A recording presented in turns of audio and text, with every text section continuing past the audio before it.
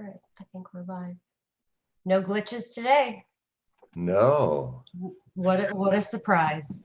Well, welcome to the Starship Hogue. I love it. I love the background. Seriously, it's festive. Yeah, that's how I write in this, especially when the days get short. It's getting almost dusk here in the Northwest, and the pulsing lights are very soothing to me in my work. Yeah. Well, John, thank you so much once again for coming back on here.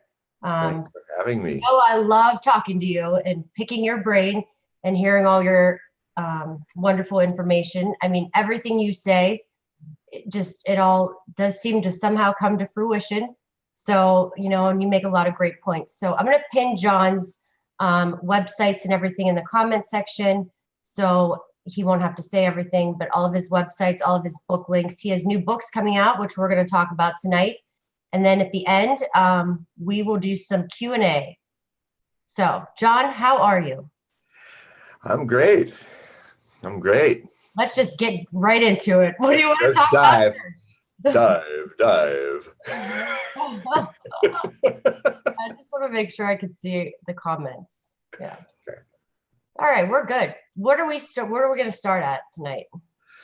Well, there's certainly a lot of things going on coming to a head. In my astrology book, the theme that came up a lot, looking at the things going on a little at the end of this month into early November, and then again with more energy during the full or new moons in December, and then particularly in mid-January are the 3 points I see where big things happen, kind of shakeups, kind of what, in prophecy, what is seismic, it doesn't always have to be earthquakes, tsunamis, volcanoes.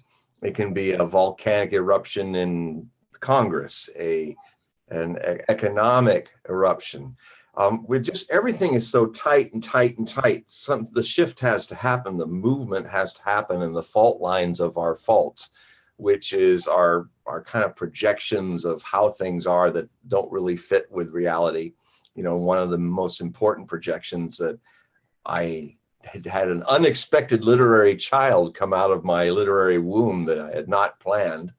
I got knocked up by an incredible idea that came from an essay that was about the Charlottesville race riots and Antifa, anti-right people.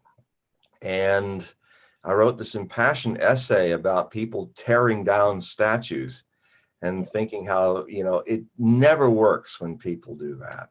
It's like the same kind of attitude of people who think they've got to tear down Confederate statues is the same attitude that saw religious fanatics burn down the Alexandria Library. They think they're purifying the world, but what they're doing is they're taking away your memory of lessons learned.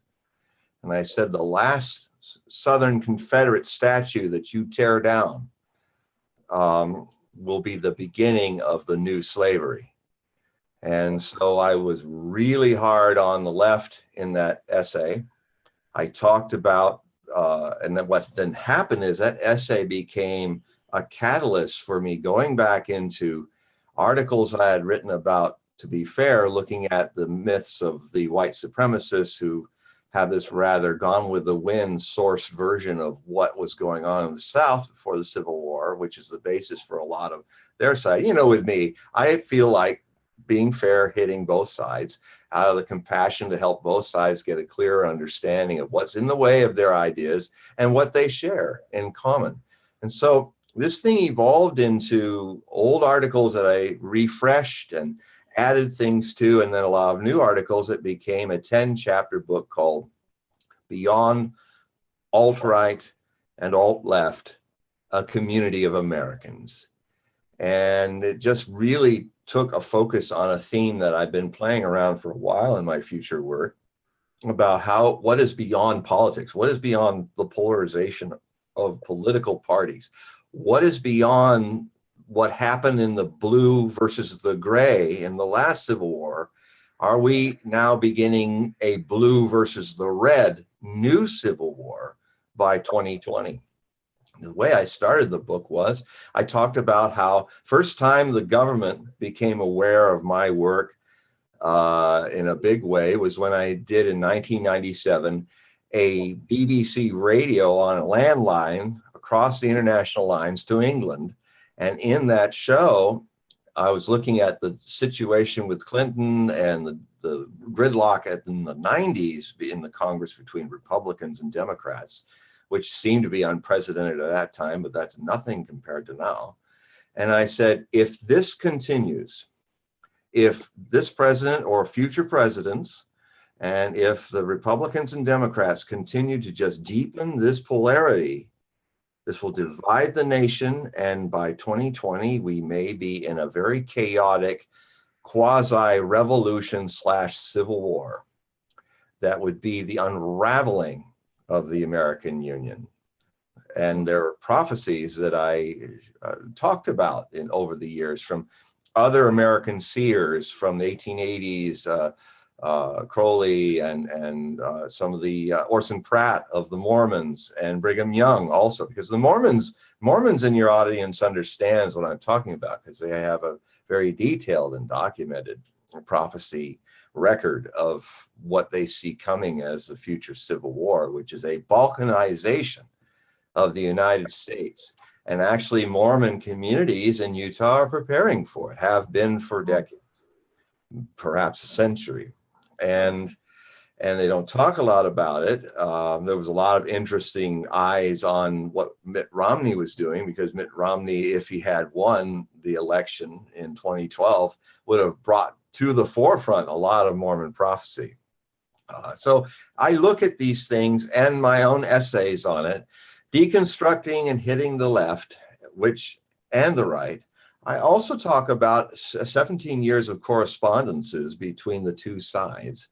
And even today, just before doing this show, I had to type to somebody who listened to me last night on Coast to Coast, who was so deeply disappointed by that I said these things about climate change, that it exists, that it's man-made. And yet he said, I've read many of your books, purchased many of your books, and see you for years on Coast to Coast. And I had to ask him, how can you see me for many years and read my books and not be disappointed until now?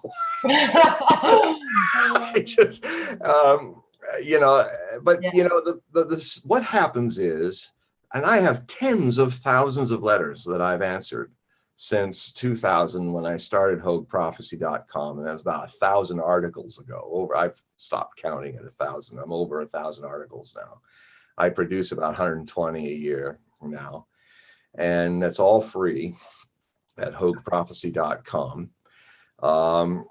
What I found out is that people have a collective projection they want to put on me. If they're from the left, it's a certain kind of blue screen they want to turn me into. And if it's a Republican side, they want to turn me into a red screen. And when I don't coalesce with their coloring, they're disappointed in me. They're not seeing what they are doing. I mean, you can only be disappointed by other people, and it's the key to why so many people have upsets in their relationships, because no one's really looking at each other as they really are. Everybody's expecting you to live up to their projection. I mean, in an ultimate sense, what's going on astrologically in the Western terms of astrology is what this relationship between the United States and our president, Trump, is that there's a square of Trump's sun with Uranus, making it very unstable or spontaneous and revolutionary, squared the Neptune in the U.S. chart. I use Scorpio rising U.S. chart. I find it much more accurate. And what that simply means, that focuses on America's boom-bust cycles economically. So the bone of contention in many relationships is money and economy and economics. And in this relationship between the husband, Trump, and the American people is a classic dysfunctional, delusional relationship between a man and a woman who are seeing beyond each other what's really there. And I'm kind of hoping that because Trump has survived a couple difficult divorces, this ultimate divorce that's potentially hanging over him every moment, that he can find a way, to his unique way of being so unorthodox, to find a way to solve it. Yeah. So the situation is that when I look at, I did a poll. I basically told my readers in one of the chapters in this book, when I look at the letters of abuse that I get from both sides by not living up to their disappointments, their projections, I have to say to the people who believe themselves to be liberal and progressive, and by the way, I'm neither.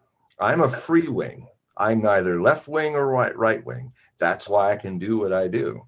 That's why I can listen to both sides and see the things that both sides are doing critically. But I have to say to my liberal friends and their progressive ways, you are progressively far more violent in your letters, far more abusive and effusive in your letters, far more threatening. And I saw it being shown on the film clips, the raw film clips, not the ones that have been filtered. And what I can tell you is in Charlottesville, even though it's terrible what that one right-wing supremacist did with his muscle car, hitting all those people and killing that one innocent woman, the truth is the climate that really triggered that is that the white supremacists, following their First Amendment rights, I don't agree with what they're saying, but I respect and defend their right to do their torchlight parades, to make their point about what they feel about statues of Robert E. Lee and the Confederate flag. But when I saw the real live footage, these hoodlums in black clothes with black balaclavas and masks who look like they walked out of a footage from ISIS, the Antifa people, the anti-fascist movement in the left, who are very well organized, they showed up from all over the place, and they were there to act like stormtroopers in Nazi Germany. They went after the white guys much more than I saw the other side. In fact, it was almost all incited by the left. And I mean, I have to, and in this book that I finally can get back to now that I've got these books done, I had to, my President Trump predictions epic book had to be kind of put aside after he struck Syria and the North Korean thing happened. And then I had these other books that were time sensitive that I had to write first. Now that this is all done, and then this unexpected child came in, and now it's born since yesterday, I can now get back to this epic book, which now, because of 5-6 months of delay, it's actually more interesting a book than it would have been if I released it 5 months ago. And in it, I talk a lot about it's really a story about the two cultures, the two myopic cultures that can't understand each other, but with the one side that thinks it's more tolerant actually being more intolerant, and it's the blue side. So it's really a story about the era of Trump and the American people that are in it, as much as it is a story about Donald Trump and what his future is going to be in the next few months to upwards of 2 years. Because if he survives, he'll have to get through next year. And then if he does, he could be president for a long time. But that would mean that there's been a change.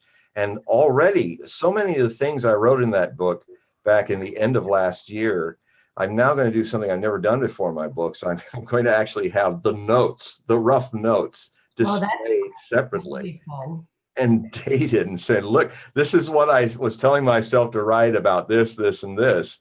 So they're like little bullets. And then you read the bullets and you go, and when I read the bullets, I said, wow, that all happened. Wow. Like I say, be sure when you do the thing about his cabinet, call it the celebrity apprentice cabinet, the revolving door, because this guy, and this guy are going to come and go. Even Bannon's going to come and go. And they have. Yeah. Go ahead. Can I ask you a question? Yes. This is like kind of on topic, but a little off topic, because, you know, I've been doing a lot of research on, you know, the whole conspiracy thing. And I'm curious to know what you think about the whole Vegas shooting. Oh, that was I was just when that happened. That was one of the times where I actually saw the thing live.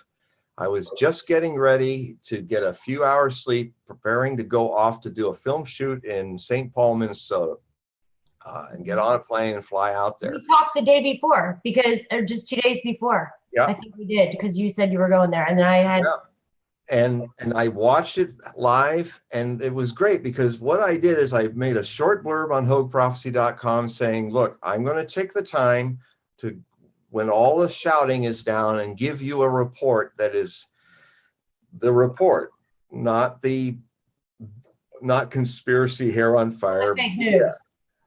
and so that takes a little time. So I got back, and it was like a dozen days before I could finally do it on Friday the 13th.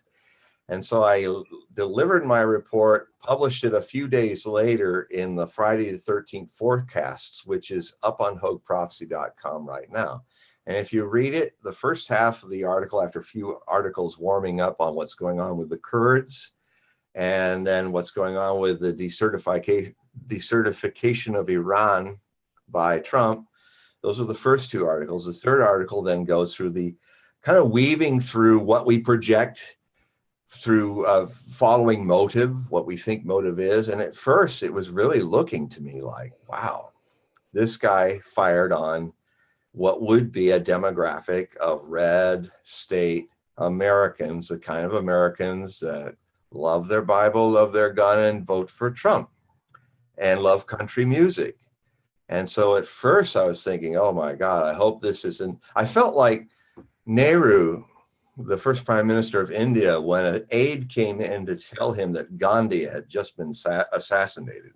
And Nehru's first statement after being stunned was he a Hindu or a Muslim?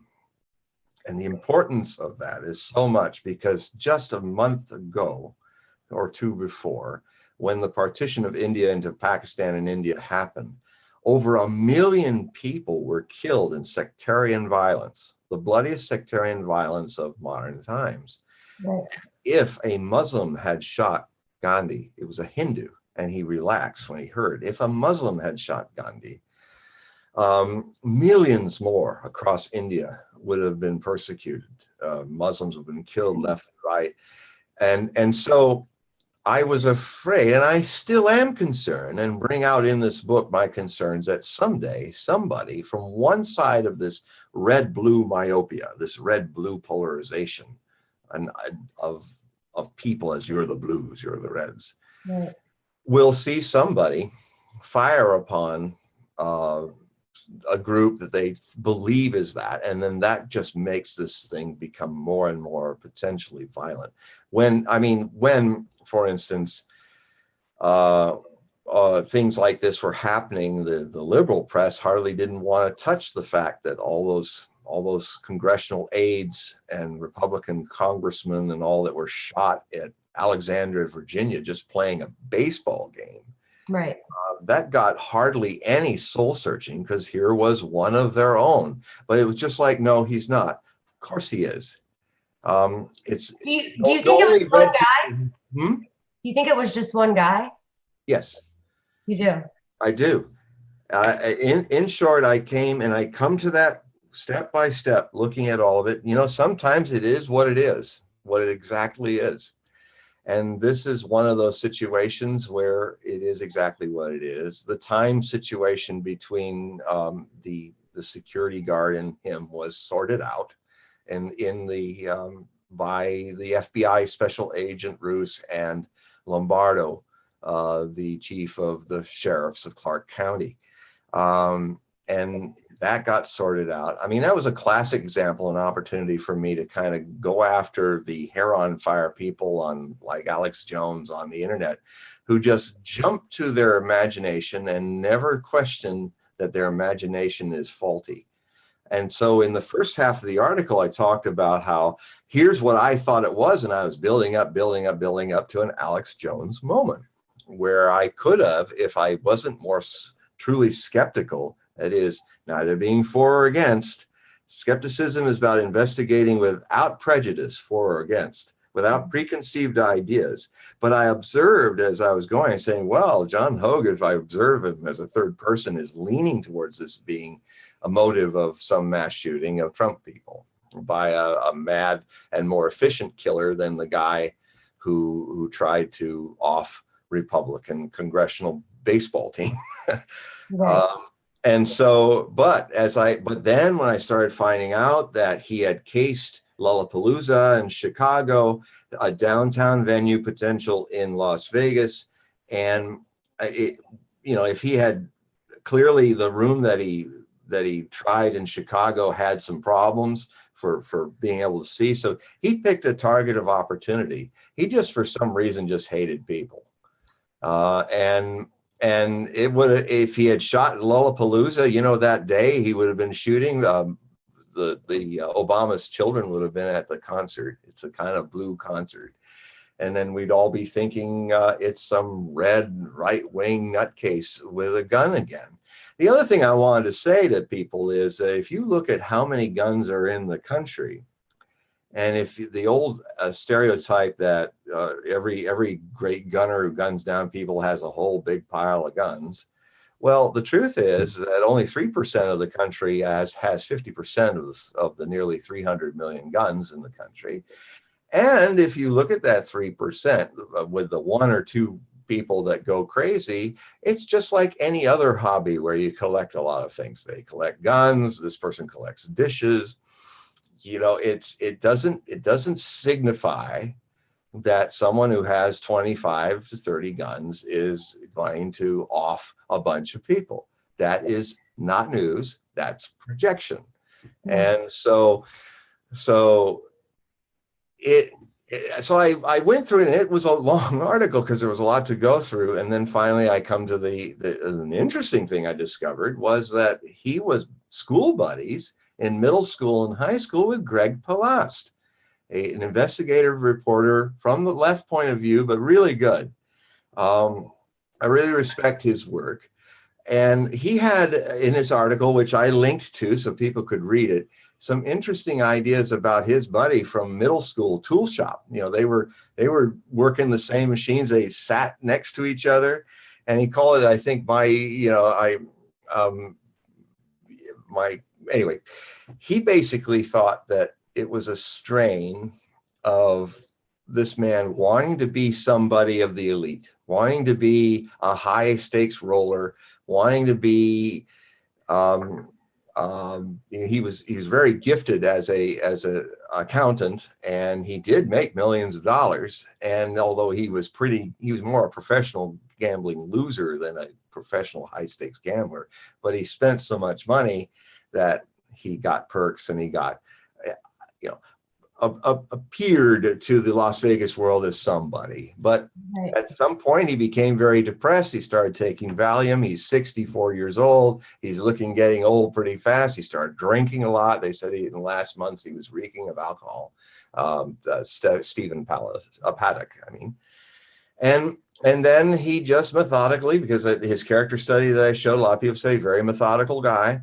He methodically set together his job and put together this terrible act. And it was just, he was an emotionally isolated man that saw death coming, didn't get the brass ring like he wanted. And like a lot of people who don't interact, they dream up the ultimate projection, if you will, of disappointment is where you dream up to the whole world that this is how it should have been. And when the world just isn't that way, then you punish, you kill the messenger, you shoot whoever's out there in that mass of people because you hate these people for not letting you be who you thought you should be. It's pure narcissistic bunk, but that's what drives people crazy. So that was my conclusion. I just, I went to school for law enforcement. I don't know if I've ever told you that, but and I went and I've shot like M16s, 9mm, all that stuff. And I just think in my head how that man did this all by himself. Yeah. And I've stayed at the Mandalay Bay, okay, for bachelorette party in a suite, and those windows don't open like that. There was so many unknowns and the things that didn't make sense, you know, maybe it was one person, but do I know, was it him? Who knows? Like, there's a lot of unknowns, and I'm not saying, because we'll never know. I mean, logistically, we'll never know the truth, just like normally, you know, we don't about anything really. But I just had to ask you because I had a lot of, you Well, know, here's some things with that about the windows, because that yeah, is unusual. It's like a skin on the building. So yeah, how you bust through that? I mean, I've seen Mandalay. I haven't been in it, but you know, it's pretty easy to see from the Las Vegas International Airport. Last time I saw it was when I was flying in and out of Las Vegas to do the Nostradamus 2012 thing in San Antonio, and that was our hub. And it's just right there. That's why he was shooting at those fuel tanks, and they didn't ignite because he didn't have tracers. He tried to get them. They were out, the gun shop. You know, so, but what he did get was a big hammer, a big medium-sized sledgehammer, and he broke those windows with the sledgehammer. He must have calculated how much he needed to break through because they were evenly broken, and that's how he. But before they had a bipod set up for his. I think 17 of the 23 rifles he had the bumper, so that he could make them automatic. See, I was also I was a security guard, so I had a little bit of law enforcement experience. yeah. So one of my That's many good to hear. I'm jobs. glad you say that, because you have to listen to everything. I'm a firm believer, and you know, you have to listen to, not saying who's right, what's right, but you know, there's a lot of things out there that just seem a little questionable. So Well, it's the basic discipline. If you're in the security guard or if you're in law enforcement of any kind, is you do a lot of what a journalist does. You do the who, what, when, where, and why. And true skepticism is required. You're just looking at this fresh and see where it goes, because it can go all kinds of places, or it can be trapped in your mindset, yeah, and you don't find out what happened. And I mean, when I looked at the man, he was strong. I know from people knowing heavy drinkers that some of them are heavy drinkers with a strong constitution. They're so deep into the drinking that it doesn't faze them, because they're basically have adapted to being slightly drunk all the time. I mean, famously would be the chauffeur of Princess Diana, who, like many a Frenchman I know, imbibed quite a lot, but it's part of the culture. And when they looked at his blood alcohol content, and I don't think that actually had any effect on what happened. I think it was more these paparazzi on their motorcycles. And I've been through that tunnel. I've been in Paris, and I've been through that tunnel I've seen where it happened before it happened, years before it happened. And so I'm very familiar with where that happened, but it would not be surprising if you you gave a blood test to a lot of French men and women, or a lot of Europeans, and they you drink. would discover outrageous alcohol levels, because even when I don't know, I think it's something to do with the vibe of the area. I mean, even when I was in Europe, could drink so much more and not feel anything. But if I drank the same amount here in America, it was like, boom, you know, it's just sort of funny how certain areas. And when I'm in India, I have a sweet tooth. I never have a sweet tooth, but in India, I just have to have sugared chais and ladus and all kinds of things. And I go, what am I doing? So I think there's something to that. But anyway, with that said, he had a lot of time, a couple weeks. He even though he was gambling, doing a lot of poker gambling, video stuff all night, he also was on nights for like 20 years. So he was totally in the night zone. I've also been a night security guard, and the only way you can do it is just stay on nights and not do a swing shift night, swing shift day, which I also did. But once you're in the zone, you're a nocturnal creature, and you could get a lot of things loaded into a hotel in the middle of the night, because everybody's playing games. And so, you know, it can happen. And so it's not so unusual for me that he was an unusual man. He could have done what he did on his own, because it wasn't in a rush, and he took his time. And that's proved by the places he cased, and other professionals looked at the rooms that he cased and said, yeah, he couldn't have got a good shot from here. He probably, you know, profilers were saying, well, no, he couldn't have. And I think in this time, the FBI report was very interesting, which really helped me, because that destroyed my idea of the motive being I'm after red state Americans. And I'm glad. But it also showed that he was just it was an opportunity. Mandalay was the best, and so he went there. So anyway, yeah. So we move on from that. But sorry, I had to ask. yeah, no, it's an important thing because it's really still shocking the nation, and it's probably not the last time this is going to happen. Yeah, and John, that's one thing. Even with all of the weather things. I mean, this weather that, you said, I mean, this has been like nothing else. I mean, because if you look at it from a global standpoint, not just what happened in the United States, which it was, I mean, it was the worst it's ever been. So, people, I think maybe when we say things, we're like, but then it is really bad. But then sometimes people keep expecting more. But I mean, it was bad. Like Puerto Rico, the Keys, disaster. I mean, everything.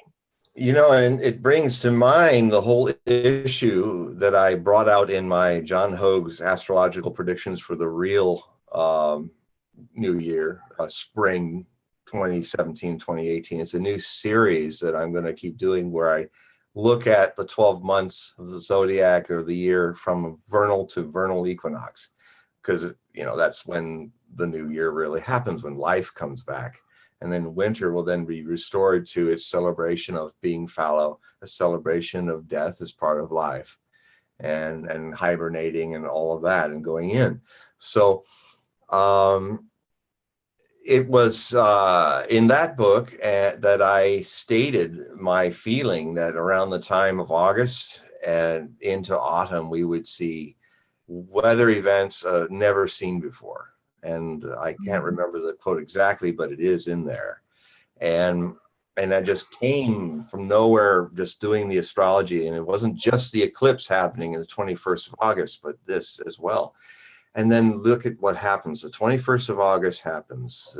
We have the first passing over the 48 states since June of 1918. And 4 days after that, Harvey hits Southeast Texas, blows out Rockport, and then floods, absolutely floods, biblically floods, over 100,000 houses in the fourth largest, most populated metropolitan area in the United States, Houston. And then just shortly after that, one after another, and this is unprecedented. We've never had Category 4s hitting. And then a week or so later, another Category 5 hitting the Virgin Islands and the Antilles, the Lesser Antilles, and then rampaging at Category 5, and then just grazing Puerto Rico and significantly damaging it by $1 billion worth of damage. And that wasn't even the big thing was coming next. Buzzsaws through northern Cuban coast, comes in as a high Category 4 right into the Florida Keys, significantly hits all these areas, including Charleston and other areas. Some of the outer rims got more, and Fort Lauderdale and all. And I had written all about that in the book, The Great American Eclipse, and especially in my astrology book, and described how all these areas would be visited.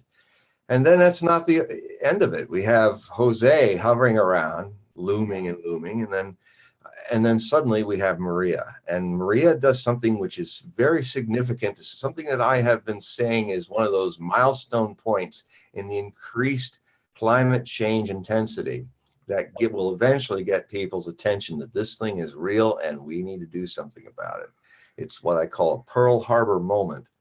And that is when what I call a serial disaster, an area that suffers so many serial disasters. It's one after another. Puerto Rico gets a $1 billion bill, and then a week later, it gets an $84 billion bill. And even as we speak now, 84% of that island is not having any power because the infrastructure was destroyed. And that is biblically significant if you see what's going on there. So that happened. And also the Virgin Islands, St. Croix, the one island that didn't get hit so hard, where a lot of people went to from the other islands, that got buzzsawed by this Maria hurricane. And So what you now have is sections of the United States that are down, and in 3 places, Houston, a lot of neighborhoods. The press kind of ignored it because flooded houses is not as exciting as this other stuff that was happening in Puerto Rico and Florida. But they're down now. We're talking about significant years and years of recovery. We're talking about a situation where Puerto Rico will probably see a major part of its population leave, because what gets in these situations more than anything else is, to build your house is one thing, but to restore the economy, you can get the funds to build your house, but the economic recovery, like it's same for what's going to happen in the Keys and all, and Naples, Florida, and all that. It's going to take time. But if you're continually hit by a more violent heating up ocean, that, by the way, is absorbing, this planet is estimated by climatologists to be absorbing the heat from the sun and not letting that heat, extra heat, leave into the atmosphere, because it's being blocked by CO2, which acts like a greenhouse effect, as many have heard. It is the equivalent of 400,000 Hiroshima bomb blasts. 400,000 nuclear bombs of 10 kilotons is the amount of heat that the Earth is now trapping every year, when it didn't used to do that. 80% of that goes into the ocean.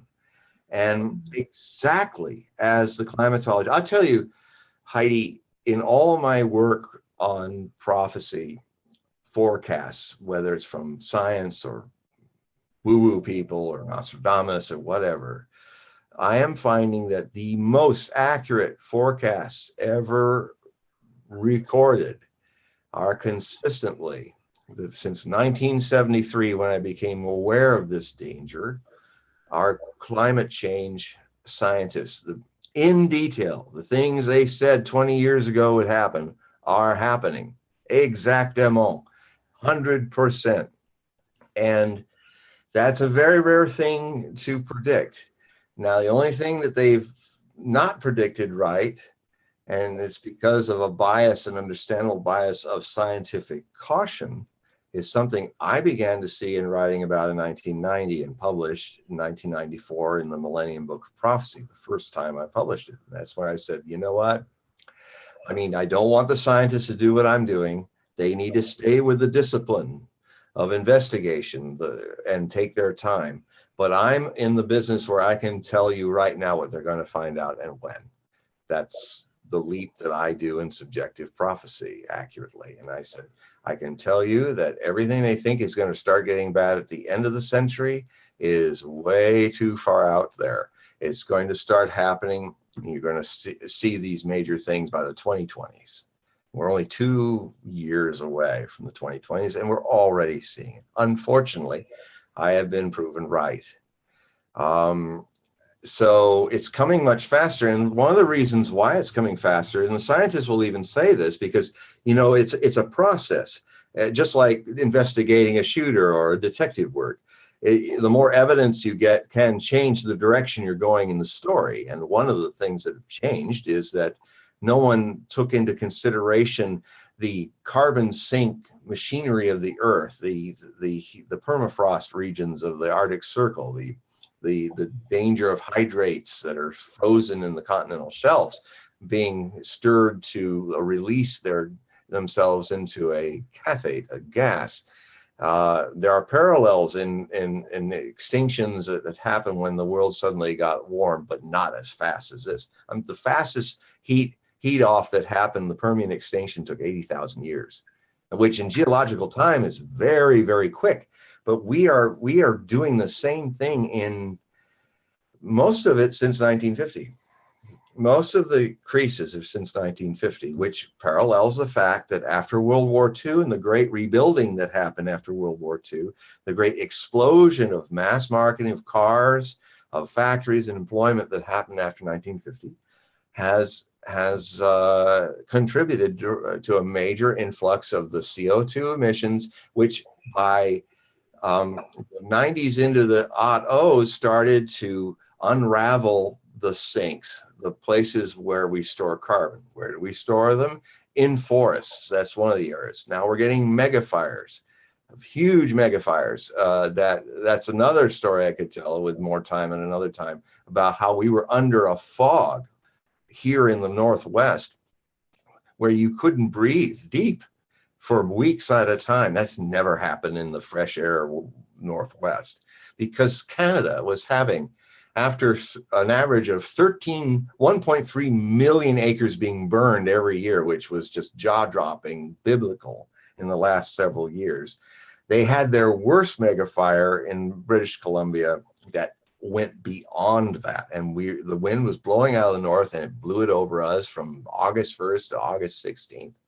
The whole state of Washington State into Oregon was under a pollution that was worse than Beijing. And now I know what people deal with in Beijing, and you could only see about a quarter mile. Yeah. And it happened twice. It's never happened before like that. So that's all of that is stuff that was stored by trees, and now it's out gassing into the seams. And then the permafrost, there are these craters, calderas, that are appearing in Siberia where large areas are sinking into huge sinks, which are basically spewing tons of methane, which is an even stronger greenhouse gas for collecting and trapping heat than CO2. And so what we're doing is, it's like if a guy has a fever. I did the story about when I nearly died in India, where I caught a bronchial bug and then it went into sudden pneumonia. And within an hour, I was in the hospital in India with 104 fever, and I was shutting down. And I was watching it all happen while it was happening. There was another side of the story. It was when I was going to leave from India. I had been with my teacher, Osho, and that was the first 3 months I was there in 1980, and as a disciple of Osho. And he had this thing called leaving darshan. So you would leave, and he'd give you an energy to go back into the world. And so I'm laying there thinking, well, I might not survive the night because my right lung has stopped functioning. It feels like I got a cold artillery shell in there, and the left lung is just the top is working. And I'm thinking, well, I might not make it through the night, and I may never get back here if I do for a long, long time. So, okay, Osho, do the leaving darshan in this mosquito-covered bed in an Indian hospital in the jungle. And I was well enough to get up the next day, and my doctor couldn't believe when I got home several days later. He says, "You have severe pleurisy in your lungs. You should be in a hospital. How are you able to stand?" I said, I'm carried on an energy that's bigger than myself, an energy of love from a man I met in India. So, but in that process, I was aware and watching how my organs were at a point where the organs that control holding toxins and keeping them out of the system, just like the Earth's organs, you only have a few degrees to put your average temperature up, just 2 or 3 degrees from 98.6, and you're suddenly in trouble. And if it goes another degree after that, your organs are shutting down and you're dying. And the Earth is having that similar problem happening. I talked about it as the great super volcano that no one sees because the eruption's invisible, but it's there, it's gas. It's a huge gas volcano with a caldera the size of the Arctic Circle. And it is the releasing of all the stored permafrost, 30 billion tons of it, that is adding to what we're putting in. We've triggered it with our little gram of extra pollution. Like a lot of people will say, "Oh, come on, Mr. Hogue, it's just so much more of the nature is spewing out billions and billions every year of carbon naturally. How can you say there's climate change?" I said, well, I can say it because unlike you, I listen to the scientists and see their evidence. And I notice also, unlike you, that this is not a question of quantity, it's a question of quality. It's a question of a balancing system where the two scales are balancing. This is how much the Earth gives out, this is how much the Earth sequesters. And what people have done is stuck a little gram in this one, and it's going grunk. And so it is only 3 billion or so tons that we're adding, but it's the straw that breaks the camel's back, folks. And that's the thing that has to be taught to you. We can also fix it. We can also fix it because it isn't so huge. We can, I mean, I totally agree with Trump that we should have gotten out of the Paris Accords, but for a completely different reason than he did. Not because it's a hoax, but because it isn't. I'm on the record saying that. Remember this, many of you, about 10 years from now. It reminds me of what I did when I was with George Noory in Everett. Just the day before all this fog of smog came all over the Washington state, I looked it up at everybody and I said, okay, how many of you raise your hands if you don't believe of these 1,000 people there that climate change exists? And so a bunch of people's hands went up, and then I said, okay, how many of you in the year 2027 will change your mind and see that it's real because it's really impacting your life? And people kind of went, whoa. It was to see 1,000 people kind of gawk and go, whoa, and everything. That was very fun. Yeah. And so, but a lot of people had to kind of think about it. A lot of people were angry and grumpy about it. But I said, you know, you just, whatever your reaction is, take note of it. But please remember 11 years from now that I told you this, not for my edification, but for your understanding. Because I already see, I don't need your edification. What I'd love to help you see is this situation before 11 years and you to be part of the solution rather than part of the problem. That's what I'd like to see. Yeah. But so anyway, that is now being triggered, and the fact that it happened during the eclipse shortly after is not surprising to me. And on top of that, we have other things that are building up to give. We have Korea. We are maybe, I don't know, I mean, we can look at the stars in this, but the Korean leader is now very serious, it seems, about having this atmospheric hydrogen bomb test in the Pacific Ocean. I'm not actually so afraid of what that will do to us, although the reason why we don't have atmospheric tests is that we've already slightly irradiated all life on Earth since the 650 atmospheric tests that were done by the Soviet Union and the United States were finally banned in the early 60s after the Cuban Missile Crisis. And I say that knowing that it might actually blow the fallout towards the Northwest, but what I'm more concerned about, as I've always been more concerned about, is overreaction of the United States. And in my book, Trump Strikes Syria, North Korea, I introduced in this the way the Koreans look at this.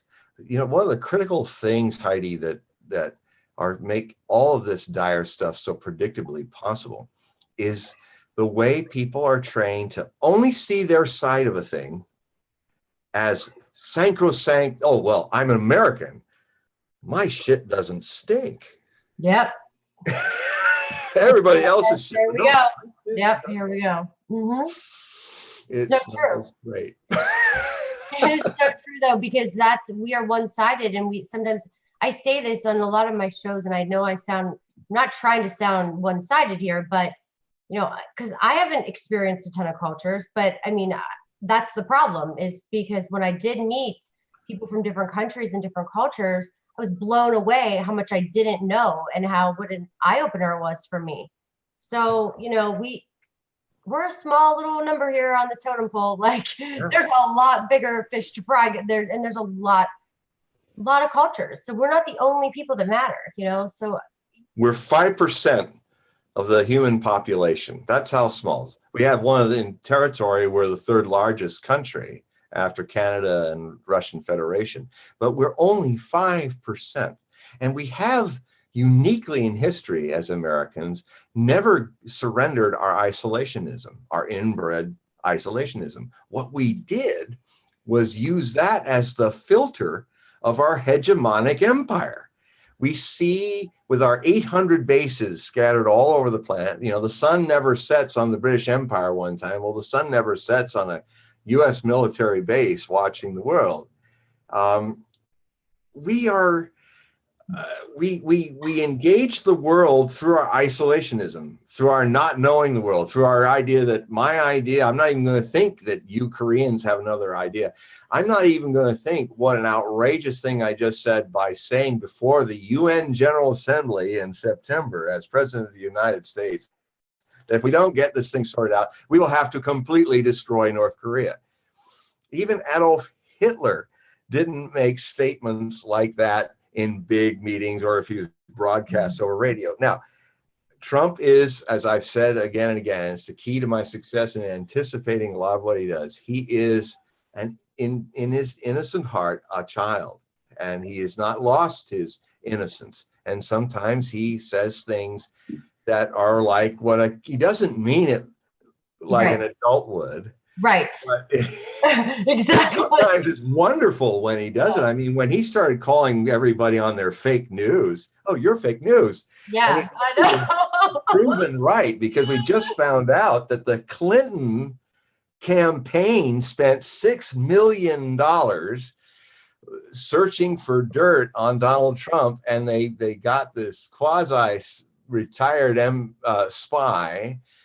He was paid to go out and find a political hack job, and that now that has been discovered as the source of most of the breaking news on the Clinton News Network and the CNN and others of Russian hacking and Russian collusion, and it's unraveling the whole thing, and they're going to investigate it, and it should be investigated.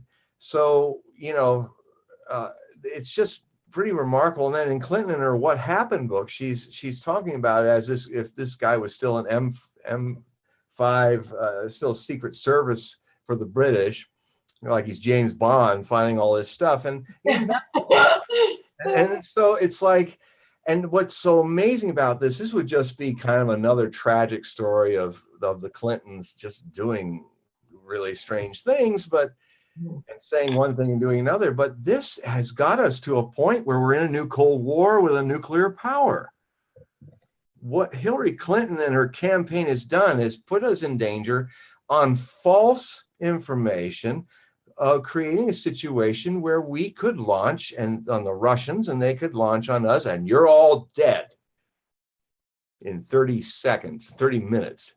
All you Americans who want to argue about red, right, or blue or all that. And it's because of idiots like the former Secretary of State. And I sometimes think when I look at her astrology, which, by the way, is another thing I'm doing, I'm unexpectedly, I have a serialization of it initially in the paid part of my articles at Hogue Prophecy, but I've started a book called What Really Happened to Hillary Rodham Clinton. And I look at the prophetic angle of that, how I had been anticipating her sabotaging herself, and not in once, but twice in the 2008 and 2016 elections. How, although I saw her winning the popular vote, I said all through the election, all the ways in which she could blow her chances to actually make that officially her presidency. And she fulfilled them 100%.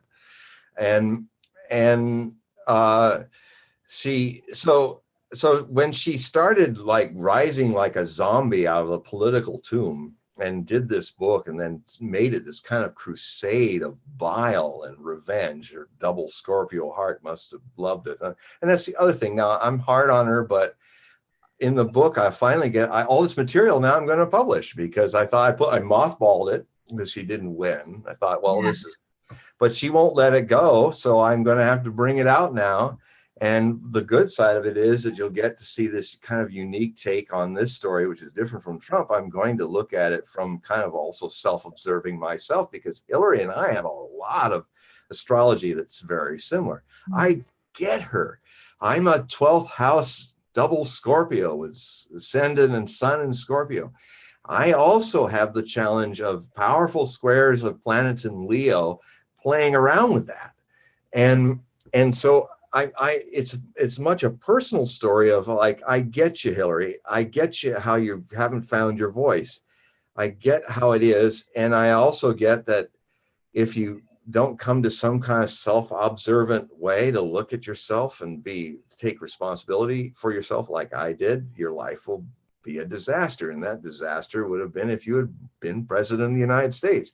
I look at the astrology and say, you know, with everything Trump's done and may still do, Hillary Clinton potentially, I see, would have been and I used to be a Clinton delegate in 2008 in Washington State. The next cycle, I would try to be a delegate for Ron Paul, but I was actually a Clinton delegate, so I was even trying to get her elected in 2008. But so it's not like I'm coming from a partisan position. I see her, and I will now show my argument, because you know I did this with Gore and Bush, and Kerry and Bush, and then I would always put in my Hogue Prophecies articles of, here's the future if this person's the president, here's the future if this person, looking at their astrology. And I'd say, and you know, I look at how Al Gore might not survive his first term, that he'd have, that the job would kind of overwhelm him and he'd have heart problems and things like that. I saw that. He'd also be a revolutionary for the greenhouse stuff if people weren't ready for it. And then I said, okay, now let's look at George Bush if he wins. And I started writing this even in, you know, it's like September, even before the elections, I started date tagging this. And I said, what I see for him is something goes on with a terrorist act, probably coming from Iraq, and maybe he's responding to it. But there's something that focuses on him invading Iraq in the middle of his first term. It's very easy invasion. Saddam Hussein is taken down, but then the real trouble begins because he basically creates a Vietnam quagmire in the Middle East deserts. And and I wrote that like over 2 years before it happened. Just kind of dropped in there, and so I reported it. It was like, wow, that's out there on a limb, I thought, but okay, I trust it. I don't agree with most of the stuff that comes through my noggin and on these matters, and then it happened. So in the same spirit and in the same dispassionate but hard-hitting sometime when I need to, but also being fair and positive when I can, I look at Hillary Clinton and I say, this person, if she had been president, would be more dangerous to the future of the human race than President Trump. And now I see that she is this danger, the source of this danger, which can still happen, is still coming from her because of financing of this witch hunt on Trump's private life with Russians, which is the mother of all of this Russian hacking crap. Right. Which has brought the president hamstringed.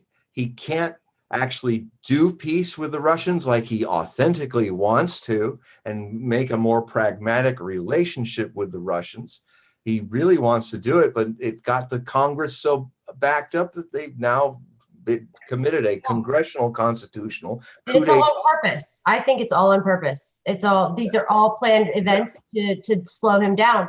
Oh yeah, well, I agree with you. I agree with you, Heidi, because it's one of the big themes about Trump is one of the last chapters in the new book is Trump getting in deep trouble with the deep state.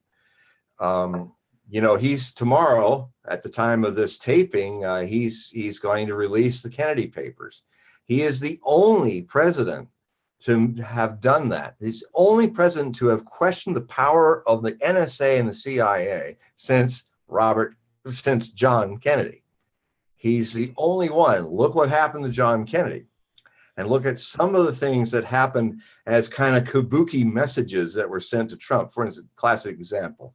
He starts talking to Putin on the phone for like 2 hours, the first time they contacted each other directly when he was president.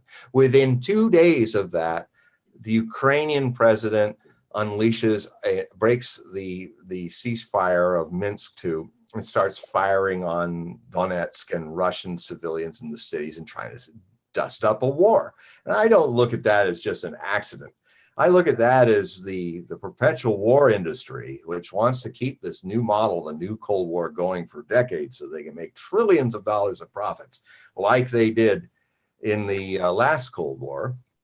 They don't want this Cold War to end. And if Trump gets what he really wants, is to have better relationships with the Russians, the Cold War market will die. Russia and America will collaborate to destroy and pacify a lot of things that are happening in the Middle East. That's another market gone. If Russia is more friendly, anything that goes through Russia eventually ties in with China because they are really close. There goes your Pacific war market. And suddenly you have, because the only country that's really perpetuating war in this world is us, like nobody else. If that, if America just stopped doing this crap, we would have a peaceful world. I know. And we'd have so much more resources to build the infrastructure, improve our economies, get everybody prosperous again, get a good health care where you never think twice about going to the doctor and having your bankruptcy happen because of the way we've got set up. All of that could be fixed if Americans would see that they are a country addicted to perpetual war industry by a handful of billionaires that circle the Washington region, DC region, because they're war profiteers, and they have a very strong influence on every president. I mean, look, Obama comes in and he's not even thinking he's a neocon, and within 2 years, he is toting the biblical line of neoconservatism because he got it that he doesn't have the power, and if he goes against it, because he's not innocent like Trump, like a kid who says, well, I don't want to. It don't feel good. I'm not going to follow that. And sometimes he'll listen to the elders like a kid, and then he'll get into a space. Goes, no, I've had enough listening with you people. I'm just going to talk to the Russians. I don't care about you guys anymore. And then they punish him with some ominous stuff, and then he is a good boy for a while, and then he goes, no, because he's naturally precocious. Uranus cannot be sat down on, and so. And in a way, even though it's dangerous, a tightrope act, I feel that Trump is far more authentic a man as a president than I've ever seen, even though he sometimes is authentically making things really blowing up the chemistry set in his bedroom. But he can be Dennis the Menace, but he is an authentic man. And it's funny, you said you have a lot of similarities to Hillary, and I have a lot of similarities to Trump. So in the same way, I have the same Western way and Vedic way, both ways. Same with you, both ways. So it's kind of funny but both of us know their intentions. The point is, everybody has a chart, everybody has a path, everybody has a life path, but how you choose to use those, that's on you, It is. It is. All it is a roadmap of your persona, your body, mind, vehicle on the planet. It doesn't read what your soul is and what your soul's experiences in lives or whatever is. That's up to you. Your intent is yours, and how you do the chart. I mean, I've known people who had my aspects with the 12th house that basically they couldn't survive their 21st year. And if I hadn't actually and dealt with that by kind of going into a deep, who am I, meditative, who is this crazy person? I would not have survived much longer either, but here I am at 62, so I must be doing something right. So I have to tell you something really, really crazy. And I have to tell you this. So, I've always said, I think you're a reincarnation of Nostradamus. And I said that to you multiple times. And I know you kind of smirk. I'm coy. Yeah. And this is really funny. But so my friend Jeff, who is the Christian whistleblower, has a channel. And that's his channel, the Christian Whistleblower. And last night, I told everybody to watch, make sure everybody watches. And he has the divination rods. Do you know what those? Oh, yes. And they say yes or no. And we ask it all types of fun questions. But I said, ask it if John is a reincarnation of Nostradamus. And it was like, yes. And it did it 4 times. 4 times. He kept clarifying it 4 times, and it was. So you know. So the rods. So reincarnation is one of the major, another whole dimension of my work that not a lot of people have seen yet, but they're going to be very interesting books, both fictional and non-fictional studies, where I will reveal very long and very involved self-examination into past lives.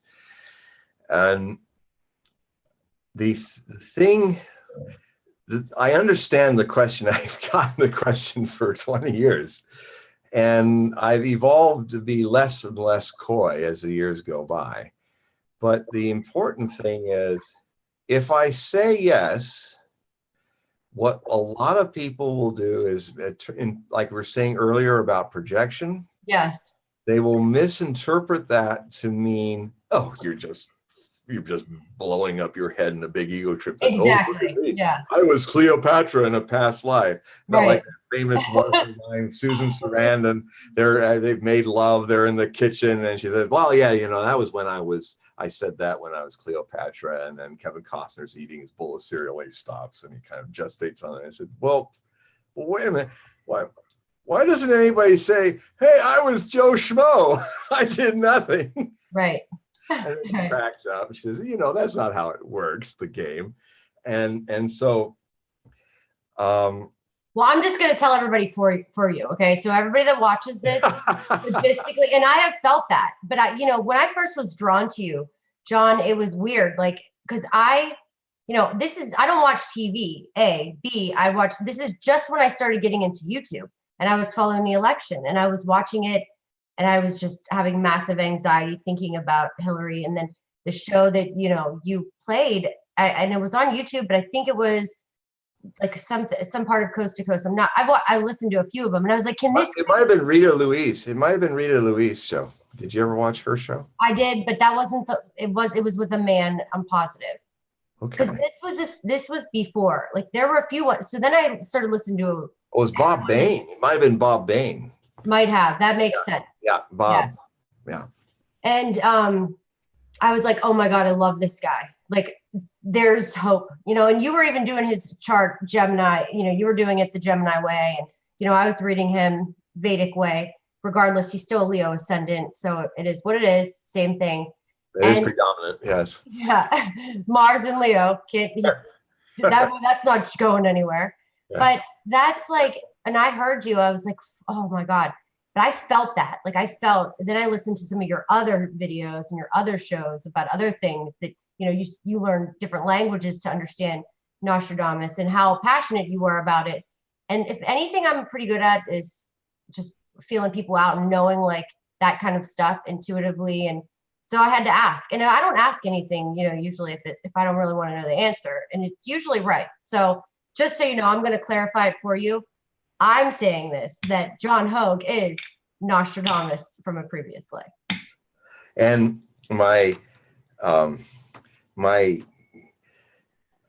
I've been enjoying this coyness. I don't need space to be coy. It really pleasures my inner female. But it's true. Love very much. You know what? It's in the charts, John. It's in the charts.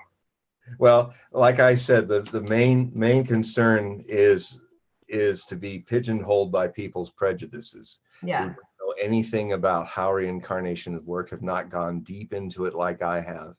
And so I will say hypothetically that if I am Nostradamus, I'm not Nostradamus now. I'm somebody else.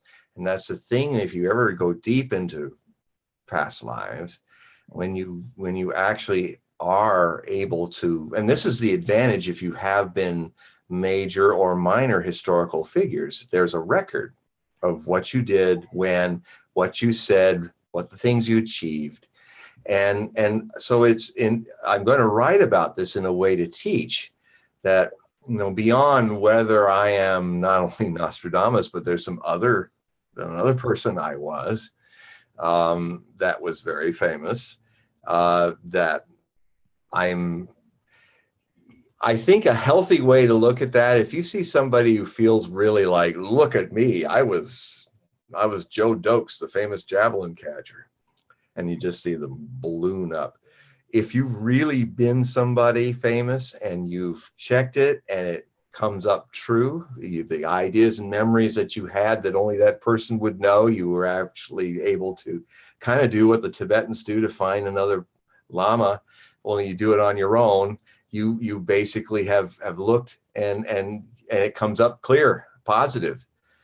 The response to that, if you're honest with yourself, is shattering for a number of reasons that are actually very helpful for anyone who's on a path to break out of the cycle of birth and death, what they call in India samsara.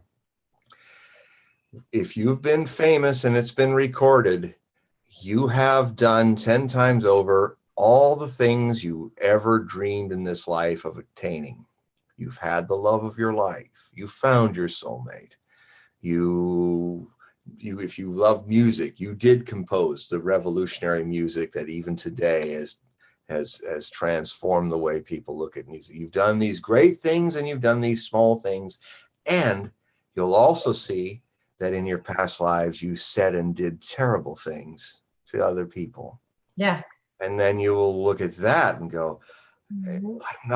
how could I have been such a virulent anti-Semite in my last life and love I have some Jewish heritage in this mutt of Northern Europe body, and yet not have that going on. And then you suddenly start seeing how in our lives of lived in unconsciousness, how we keep going from pole to pole, just like red and blue we're talking about. One life, and it's a cautious tale to anyone who's a virulent anti-Semite or anyone who is a virulent Zionist supremacist who hates Arabs as much as Germans used to hate Jews. Yeah. You're trapped in the same wheel, around and around. This life, you're a Zionist supremacist. Next life, you may be the victim of Zionist supremacists. I totally believe that. And Yeah. so there's that step back from, it's kind of a taste of what Nietzsche was trying to say of life beyond good and evil. Well, as we understand what good and evil is, which is pretty limited, pretty binary, 1, 0, 0, 1.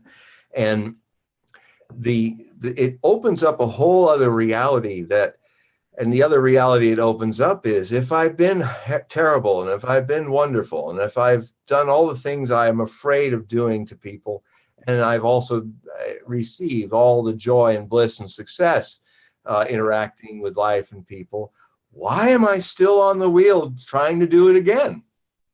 Because you didn't finish it quite you didn't get there all the way. That's what I've been. Because, Heidi, and that is an important point you make, because the mind can never be fulfilled. You become aware that your questions, by their nature, never truly want an answer. Yeah. Your questions about everything are slowly, slowly destroyed, and the same energy becomes pure answer.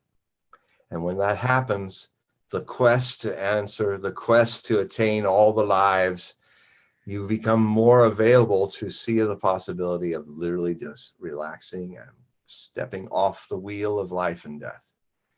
And so if you have been or know someone who has done a search into being famous people that they were and come up with some interesting information, I would simply say the right way to deal with it is to take the message of it and not get too caught up in whether, because let's say, okay, maybe in the end we'll find out I never was Nostradamus. Maybe I never was this French cavalry general minor general in Napoleon's army who died in the Battle of Borodino, named Louis-Pierre Montbrun.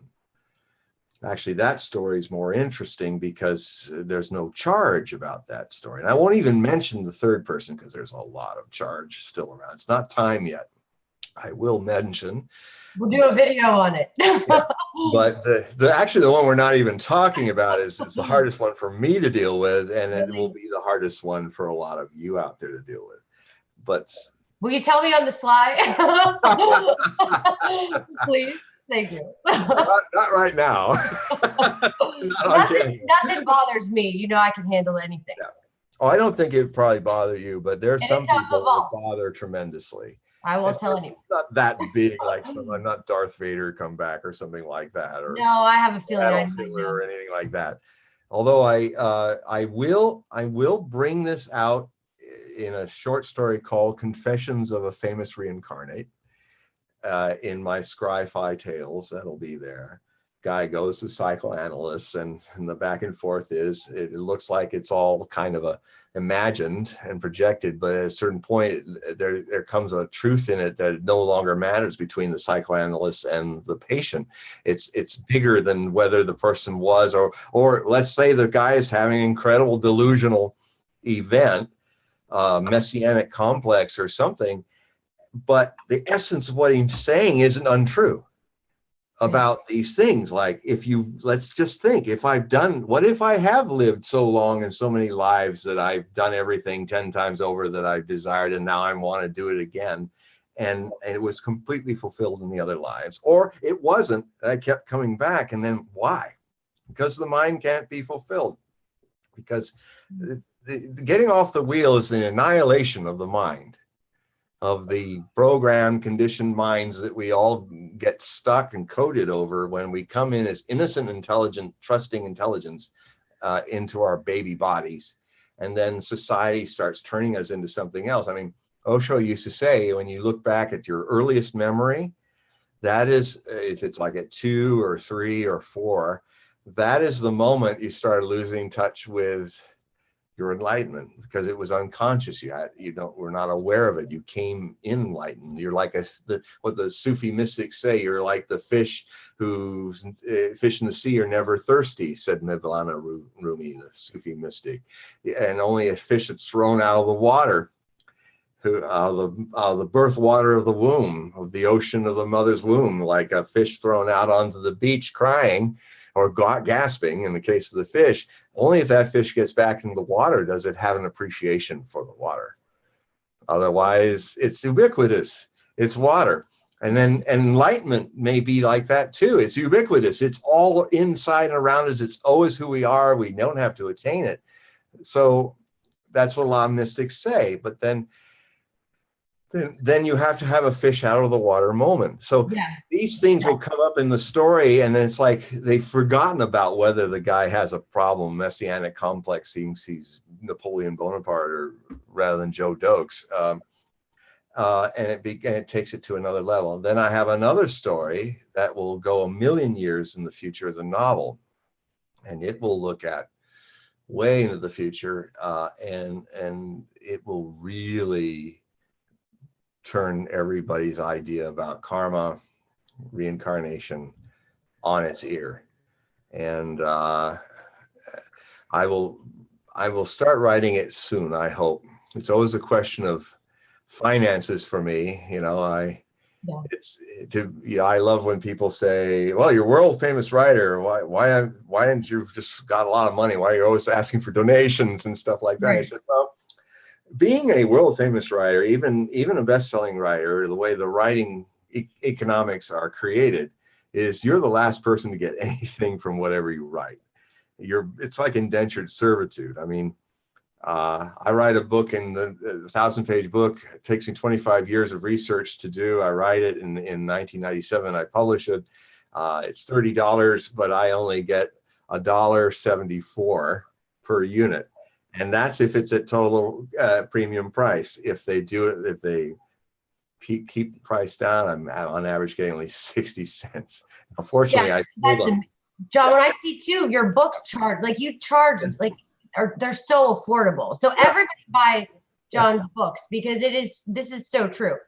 I mean, that's why I have to have a ton of jobs, because, and then people want to, I get it. Look, I didn't understand that until now I'm doing this, and you don't realize it, but yeah, it's so for free. I mean, you can do so much help, but yeah, it's a job. It's a full-time job.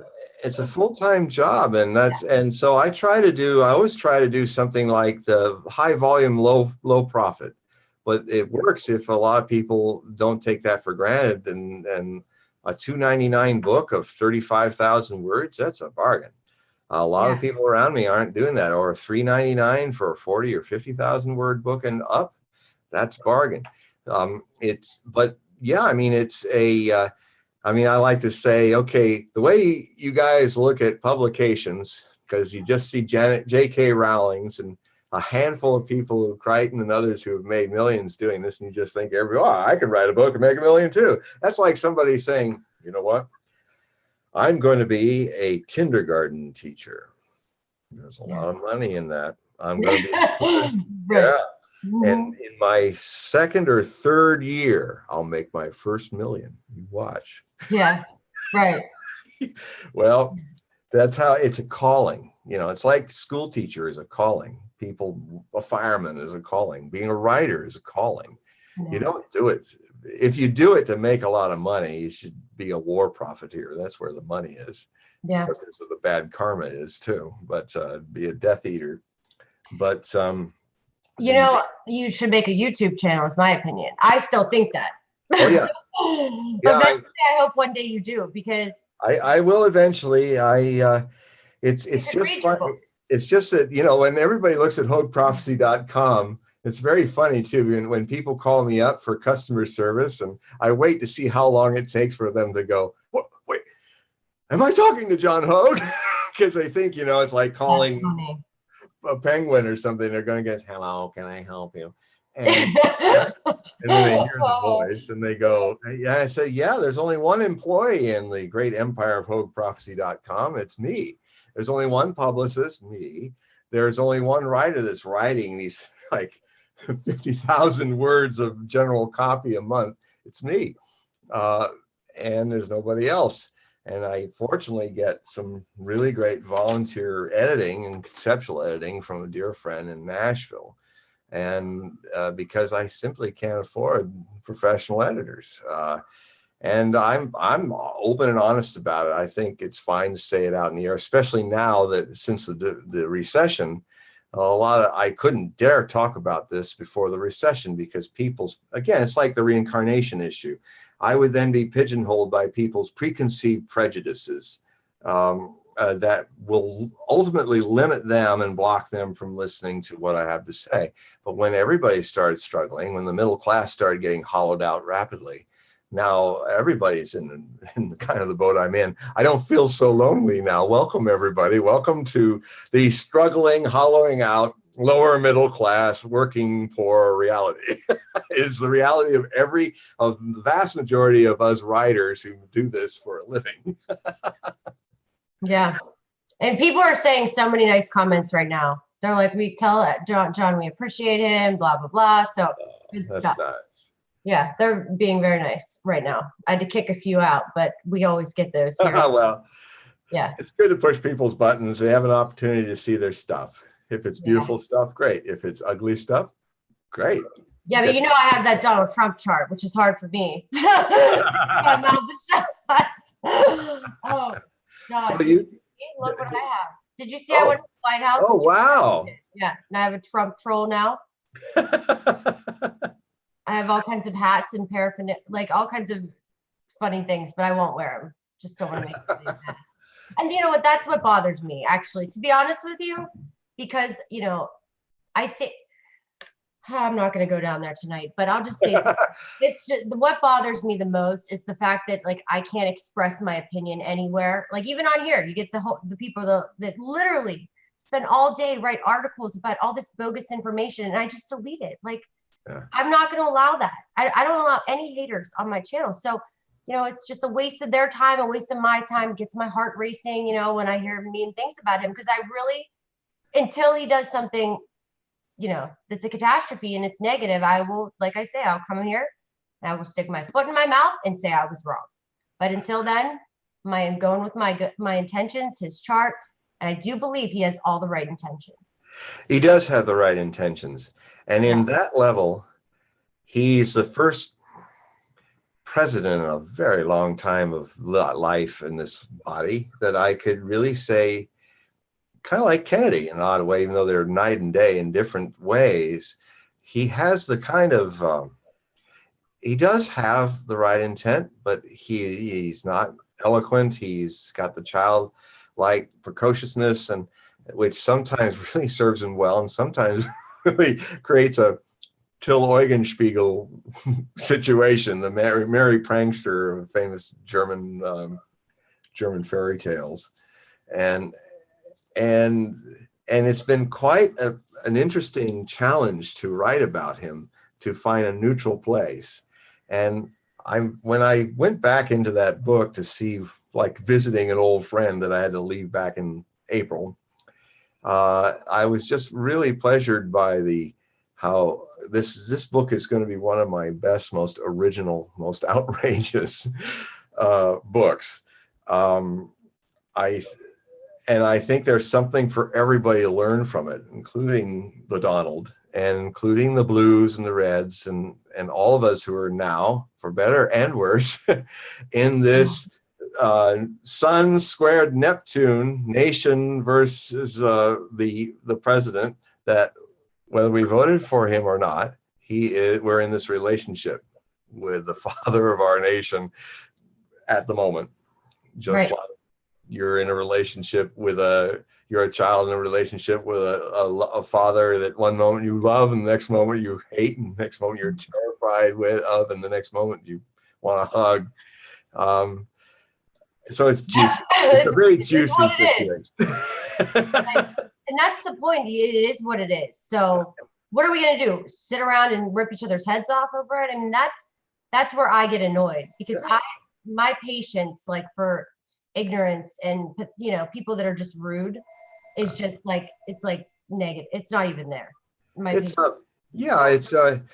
revealing. Because I get this all the time. I've upset a lot of people, because you can't be in the profession of predicting the future of politics and religion. Yeah, right. and exposing revisionist history that where you're going to be passionately hated, yep, and equally passionately loved. I mean, it's funny to see absolutely awful email followed by an absolutely wonderful email, followed by an absolutely awful email. And I just laugh. I go, well, I must be doing my job. Yeah, right. Because I'm as hated as much as I'm loved, and by all spectrums. And that's good. I see that as, I mean, part of life is the alchemical understanding is to get out from what you were trained to react and think about things, and just come from your own center and say, I see a good in this. I see it's wonderful that a whole lot of very uppity peaceniks and people who think they're so progressive are behaving so retarded. Yeah, it's ridiculous. And it's okay. It's okay. Now, we all do this. It's not like an issue, I'm better than you and you're not as good as I. It's me saying, look, I know I'm just as full of faults and stuff as anybody else, with a slight difference, which can be anybody else's. There's nothing about being special about it. It's your very nature. I contend that the difference between me and the people that I hit and stuff is that they are not taking a look into themselves yet, but they can. And I see my role sometimes, my sadhana in the world is to create situations with prophecy, with people's fixation on the future. I use that as a device to bring them back to the place they really live in, the present. I'm actually anti-prophetic. My work is tantric in that way, that if you really want to become brahmacharya, transcending sex, you have to have sex. You have to have it with your full being. You have to look and understand what all the levels of your life force is, from your sexual center to your sahasrara awakening, as my master used to tell me, Osho. He used to say, and he got in big trouble in India when he had this discourse series in Mumbai. It just was like caused riots. He said it was called From Sex to Super Consciousness, from sex to super consciousness. And he was saying, yes, go into sex, but don't just stay there. It's a journey. And that's the true tantric path. And of course, in such a parochial, sexually repressed society as India, it really caused a stir. Half the country hated him, half the country was interested. So I've seen from somebody farther down the road of awareness than me, much farther, I'm coming into a similar situation where I'm a naughty boy, but with all compassion. Yeah. That's why I like the naughty boy in Trump. I mean, I said something on Coast to Coast that probably shocked a lot of people last night. I said, look, I love Trump. I said it, and I do. I love him. And I think if Americans are going to help their country, they need to come from a space of love. And because this man with that Leo heart and that Mars, he responds to people who love him. Yep. And he closes down, and more, he takes his pound of flesh from those who hate him. Exactly. You know, so he's total in both ways. So if you go the path of hate with Trump, go have fun. Yeah. As his first wife said, you're dead. Yeah, you are. You're dead. You're done. That's how. Exactly. You know, and it's funny you say that. I heard today on, he gave a fallen soldier's family $25,000 check today. And I don't ever remember like, any other president just giving money out of his pocket, but nobody cares. Nobody talks about it. Everybody says, oh, he's all, there's so many things that he does and out of the goodness of his own heart, because he's a generous person. And you've already had that talk on here, and I can't. Yeah, probably like, oh my God, I'm gonna get on the Trump train. But like, truly, it needs to be said, because he doesn't get enough good things said about him. It's all negative. It's all out of balance. I mean, everybody has things to look at that need to be improved, but this neurotic obsession with tearing this man down. And in a way, I think it's because deep down, a lot of the people in the media have an unrequited awareness of their self-hatred for their cynicism, because they made him and they didn't make him because, I mean, they gave him billions of dollars of free time. And they did it not because they liked the guy or even understood the guy. They did it to get ratings, which means they're whores. So they're dealing with hating themselves for being journalistic prostitutes. And then they threw all this dirt on him like no human being running for president has ever survived, and he survived it. And now that he's there, they want to tear him down and make the ratings of being a mob burning the witch. And I think the press is disgusting, the way they have been doing this, and it has karmic consequences, and it could even destroy the world. Because, like I said earlier, this fantasy, of Russia and Russians under every pillow, Russians under every problem. I mean, it reminds me of now I know what it would be like to be a Jew in Nazi Germany. The Russians, now you just replace Russian with the Jews do this, the Jews do that. And you have exactly the same racism that is going on now.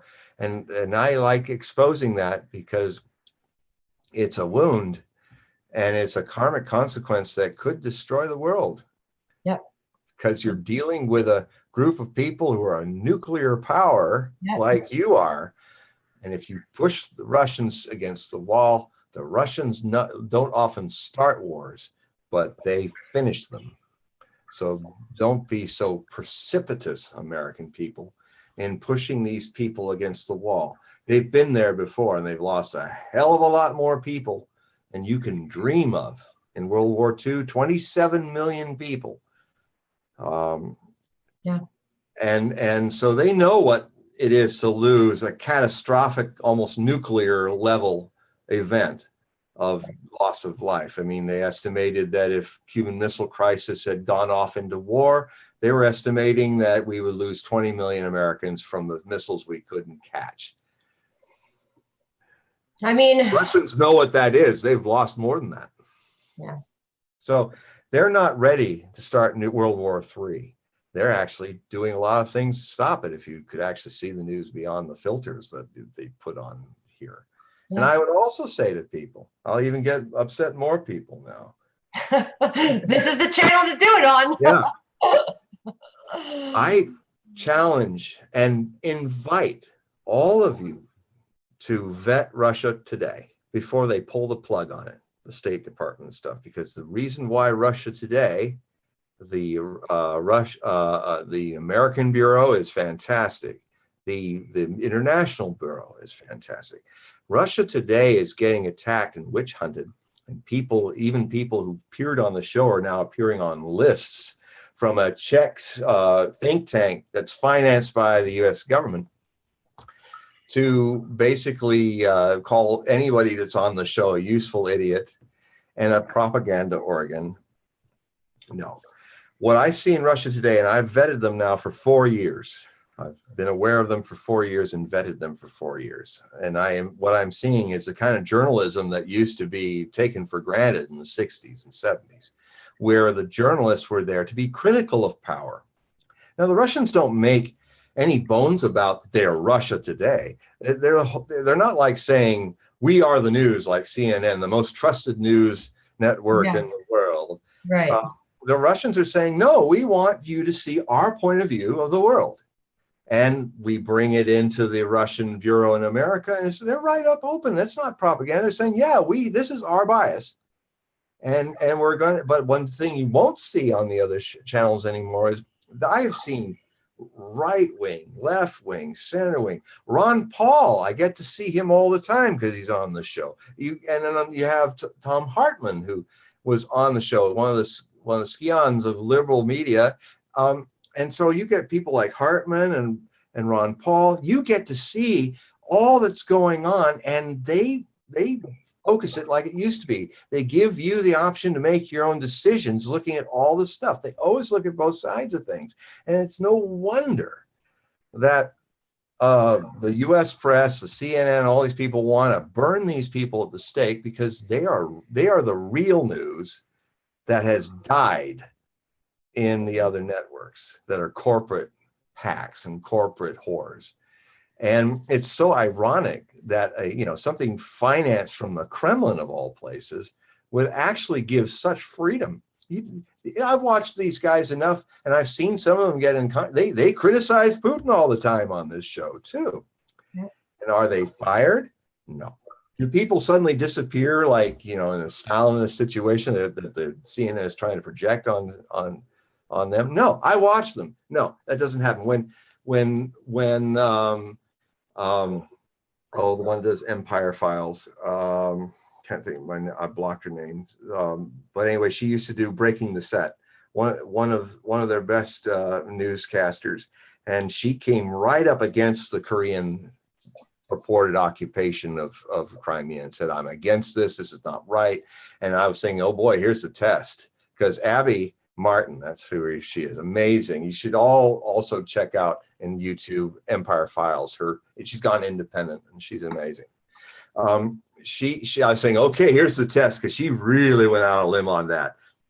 Next, even CNN wanted her on TV and all that. I said, well, what happened? Are you now a believer, in what we're saying? And she said, no, actually, I'm glad you got me on the show. I can talk about the stuff that you would never let people say. No, the next morning, the producers from Moscow said, hey, carry on, not a problem. That's what we created.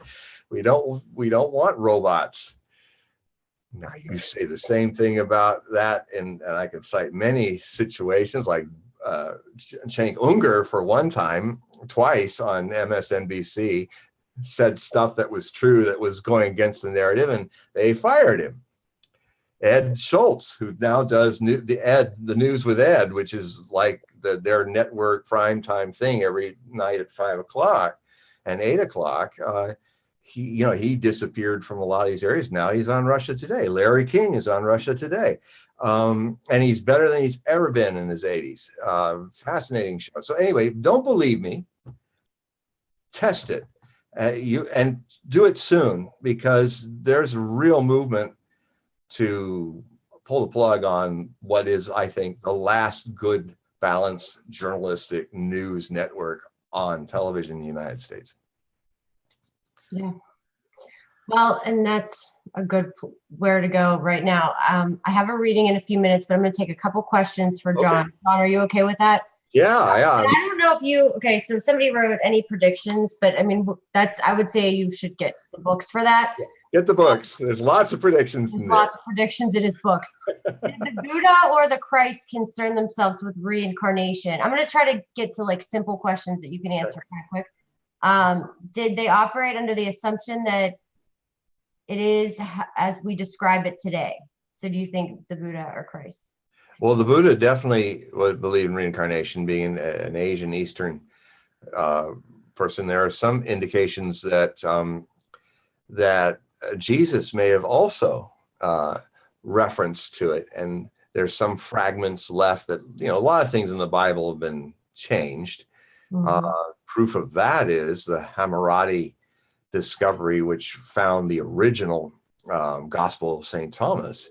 It's a very different Jesus, because that's the one gospel that didn't go through the Council of Nicaea's revamping and corporatizing of the Christian faith. I mean, every great teacher, including Buddha and Christ, every great teacher goes through eventually, because the unenlightened are left to explain what the enlightened man said after he left this world, they end up turning it into a mess, because what else can people in darkness do? They turn it into a corporation. They turn the teacher into a myth. In fact, if you think and pray and feel that Jesus Christ is Jesus Christ, that is the first proof that you have had it all changed, because Jesus Christ never was called Jesus Christ when he was born on this planet and did his 33 years here and left, either crucified or through other possibilities.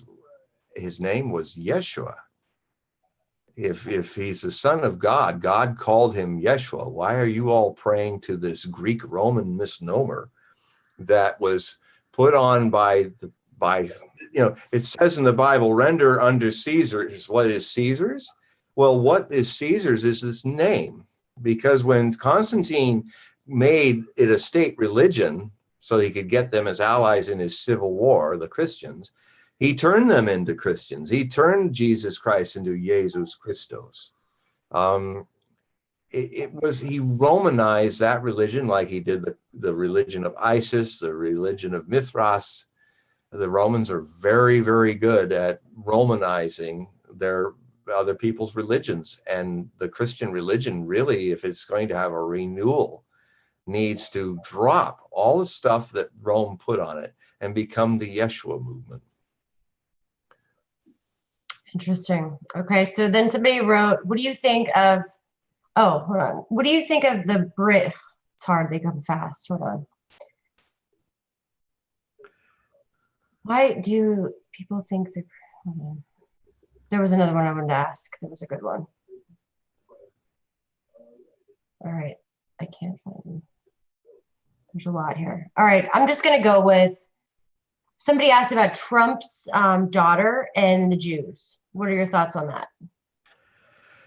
Well, it's a fascinating relationship, because I look at Ivanka Trump as Trump's soulmate. Yeah, even though it's his daughter, they are so close. And I know it from firsthand, because I was that close with my mother. Yeah. We were just one in a lot of ways. And I see that vibe between them. And I think she is a wonderful agent, because he's such an open channel that, I mean, you know, she is the one that actually tries to convince him that climate change is real. Yeah. But her husband and his family are very much involved in the Likud right-wing point of view of religious politics in Israel. And so I think there's been a back and forth, and I think the son-in-law won the struggle to get Trump to to get in trouble, basically, with Iran. And I've always said his biggest blind spot is Middle Eastern politics, where his channel just does not get it right. And the biggest danger I see is that he's going to start up this tension with Iran again. And I wrote one of my largest books, Nostradamus, The War with Iran, Islamic Prophecies of the Apocalypse, where I even brought in a lot of prophecies from Islam, which a lot of people in the West don't know. I have a very rich apocalyptic prophetic tradition, as rich as the Christian and the Jewish, but we don't even know about their prophecies. And there's a lot of things going on where a lot of people in the Islamic world think, my God, it looks like we're in the end times, just like a lot of people think in the other two Judeo-Christian based religions. And Nostradamus said a lot of things in the clear about Iran. And I've been writing a book that I've been updating since 2008. looking at this, and now I see I have to update it again, because he is going to decertify and rip up that treaty with Iran. And if he does, this will precipitously take us into a situation that that is basically, my view is, it is basically turning America into a big bodyguard for Israeli strategic interests, where young men and women of the United States and their men and material will fight and die for Israel and not for anything that has to do with us. And I understand. I'm not like, if you're a little country and you can get the biggest power in the world to just blindly blunder into anything and destroy your enemies, like Iraq, Saddam Hussein, and Iran. Well, I understand the practicalness that Jerusalem would want to see America do it, because they're not big enough to do it themselves, and they're trying to survive according to their narrative of the situation. So I understand the practicality of it in realpolitik, but I would like to say to America, and the other thing too is, you know that most of the neoconservatives, most of the prominent ones that were in the Bush cabinet and are now think tanking and influencing the Trump administration, are dual citizen Jews of Israel and the United States, and that many of the neocons provide papers and think tanks to Israeli foreign policy as much as they do American foreign policy. It is literally, we're becoming their tool to do this stuff. And I'd like to ask the American people, if you really want to go to war against Iran and have your sons and daughters die so Israel can feel more safe, rather than, it has nothing to do with our security issue. And that is what's, but this war is so clearly coming out of the nebulousness of Nostradamus's prophecies, that things that we'll have to do a whole show about that, because that's a whole show. Yeah. And when it happens, and I'm afraid that Jared Kushner has convinced his father-in-law to, and the other thing too is if you've seen Netanyahu and Trump's chart, it's like he's like an 8-year-old hero worshiper with him. If Netanyahu says jump, Trump will say how high. I mean, he's got this hero worship kid thing going on with Netanyahu, and Netanyahu has just got him around his little finger, and he doesn't know. This is where his innocence is getting the better of him, and he's just leading him down into a disastrous war where a U.S. naval fleet, maybe, as Nostradamus said, melted and sunk. And he defined that U.S. fleet as the true serpent. The true serpent is one of his ways of saying, you know, the U.S. Navy Jack that's been flying on all U.S. ships until the war on terror is over, which Bush had ordered on September 11th, 2002, a year after the 9/11. All the Navy warships fly the Navy Jack, which is a flag of 13 stripes, yellow and red, with a snake, a rattlesnake, crawling along it with "Don't tread on me" underneath the snake. The famous Revolutionary Tea Party flag is flown on all the naval ships. He's talking about that true serpent going into the Arabian Gulf, which is what it was called in Nostradamus's time. And he says it outright. And they are melted and sunk by the Trident. That could be Triton submarines, meaning it's the Iranian Navy.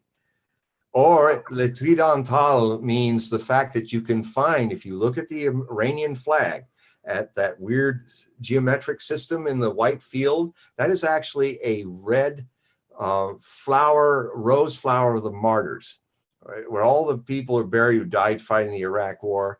They always plant a lot of tulips, red tulips, and so that's an abstract of it. But the two tulip parts that are separate from it, if you look at it, you will see a trident made of Muhammad's sword in the center. The trident could very well be a description of the Iranian modern flag. So anyway, that's all I'll say about that, because let's move some more questions. All right, one more question. Hold on, what do I say?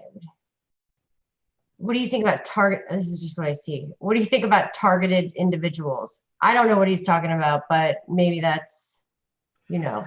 Well, the only targeted individuals I know are the people that get junk mail from Target. All right, and then I have one. Okay, there was one more. Where's the water from our lakes and rivers going? I think that's what it was. Let me go back. Is it possible that you can copy these questions and send them to me? Yeah. I can try. Because I'd be happy to answer all these Yeah. people's questions. All right. Let me, I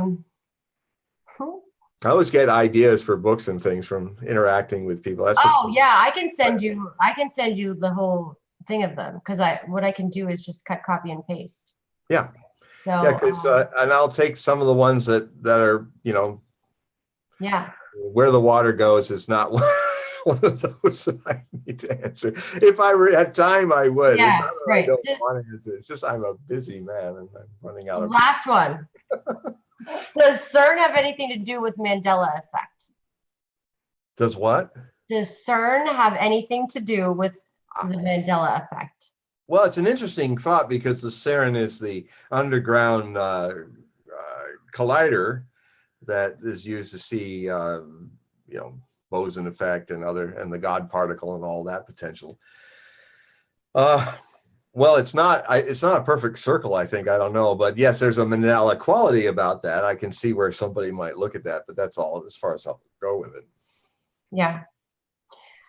So that's kind of how I feel, because once you start going down that trap, you can just not believe anything and you think everything's fake. I mean, I can see, and I think that's where sometimes people should, just not think too much, worry about it too much, Well, the problem is thinking. Yeah. The way I see it is, if the mind is a great servant but a terrible master. Oh yes, it is. And I mean, either you're in a situation where you don't believe in anything. Yeah. The problem is it's belief. I mean, I look as a meditator at belief. When people say, what do you believe? I say, absolutely nothing. Therefore, I'm free of disbelief. And they say, what do you hope for in the future? I said, I have no hope, absolutely no hope. And therefore, I have no hopelessness. What do you think about atheism? It says it's as absolutely untrue as theism. That's why I can see beyond them both. That there's a completely other thing that it is. The mystery is.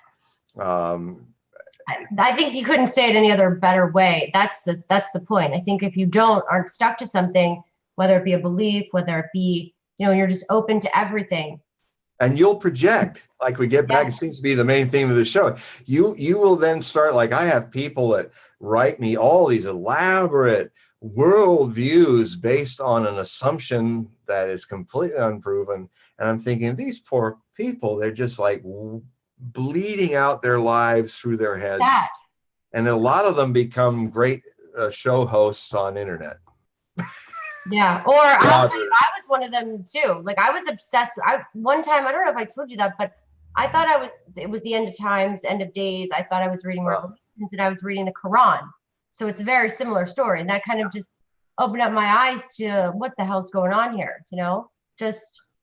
Well, I mean, that's good. The shock is good, but what happens to people is they have a real authentic thing that throws them out of their comfort zone. That's good. I'm all for throwing myself and others out of comfort zones, mindsets, and emotional mindsets. Yeah. But the danger is then the mind, to survive, will latch on to some rationalization and it will stop your forward progress. I'm of the mind to say, look, the more I'm embraced by the unknowable, the better. Because when I was young, I knew so much more than I do now. But then I was not as intimate with the mystery. As I know less and less, the mystery comes closer and closer in its embrace of me.